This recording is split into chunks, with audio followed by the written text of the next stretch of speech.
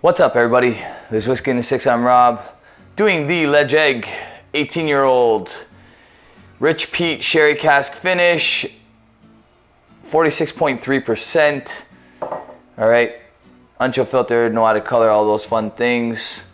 All right, this one scored pretty well in the blind or semi-blind tournament that Jeremy and I did of 18-year-olds. If you haven't watched that podcast, I recommend you do, because it'll give you a good idea of what to pick over other 18-year-old options.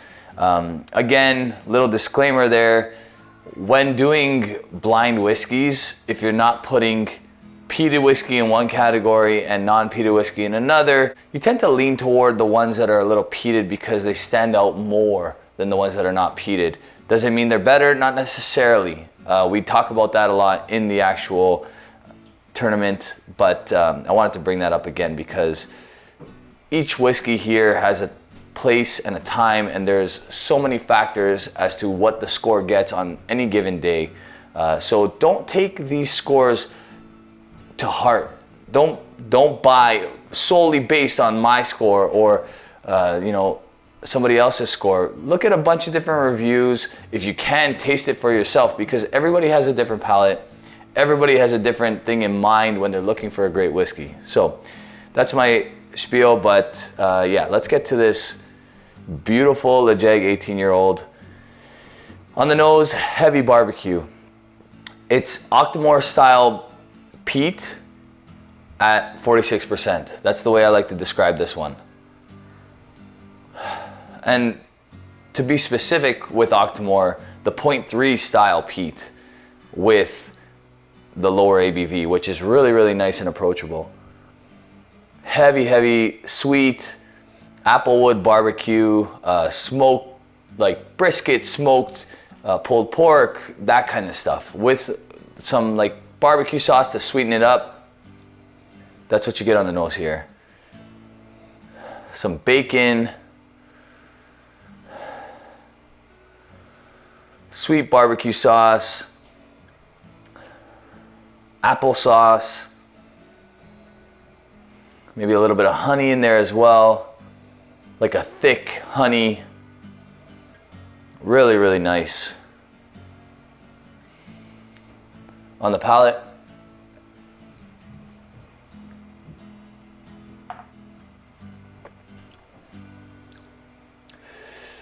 okay, so on the palate's where it gets a little bit more medicinal when it comes to the peat, but still has those sweet barbecue elements to it as well.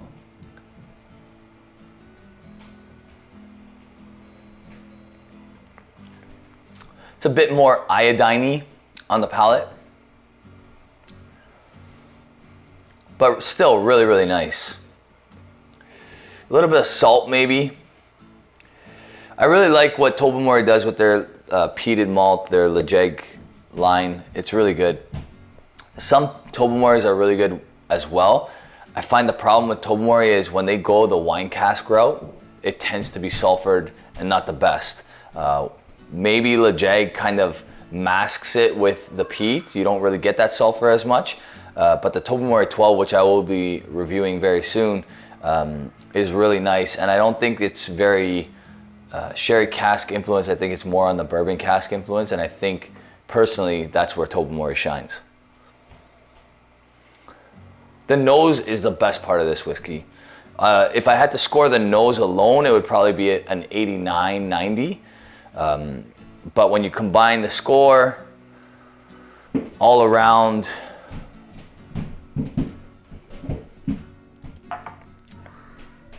that's an 88. That's a solid 88, really, really good. Based on my old scoring, you know what that would probably be. Really, really solid stuff. One of the better whiskeys I've had this year for sure. Check out that video if you want to see who won, or which 18-year-old won that rundown, that battle, whatever you want to call it. The bracket tournament, I guess you can call it. But yeah, this is an 88, 88 and a half. Really, really nice stuff. The problem with this one is it's not available in Canada. We sourced this from the UK through a friend. and we're lucky enough to get it, I will savor the last, you know, I say the last being the pessimist because there's only 3/4 of a bottle left. I wish I had more of it. I wish I had the option of buying more of it. I don't, unless I buy from the UK, which is not easy to do.